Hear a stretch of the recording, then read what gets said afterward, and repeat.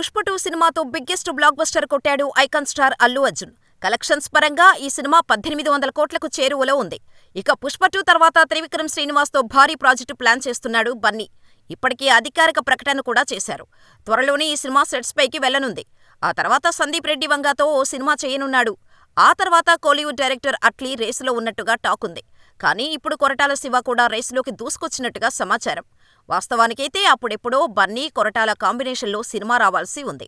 సముద్రం బ్యాక్డ్రాప్లో సినిమా ఉంటుందని ఒక పోస్టర్ కూడా రిలీజ్ చేశారు. కానీ ఎందుకో వర్కౌట్ కాలేదు. దీంతో అదే కథతో దేవర తెరకెక్కించారనే టాక్ ఉంది. ఇటీవల వచ్చిన దేవర మూవీ మంచి విజయాన్ని అందుకుంది.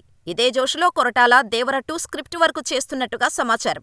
కానీ ఇప్పుడు బన్నీతో కొరటాల కథ చర్చలు జరిపాడనేది ఆసక్తికరంగా మారింది. తాజాగా బన్నీని కొరటాల కలిశారని, ఇద్దరి మధ్య కథా చర్చలు జరిగినట్టుగా ఓ న్యూస్ వైరల్ అవుతోంది. ఇందులో నిజమేంతో తెలీదు కానీ మరోసారి ఈ క్రేజీ కాంబినేషన్ ఇంట్రెస్టింగ్గా మారింది. కానీ దేవర 2 పరిస్థితేంటి అనేదే ఎటూ తేల్చుకోలేకపోతున్నారు అభిమానులు.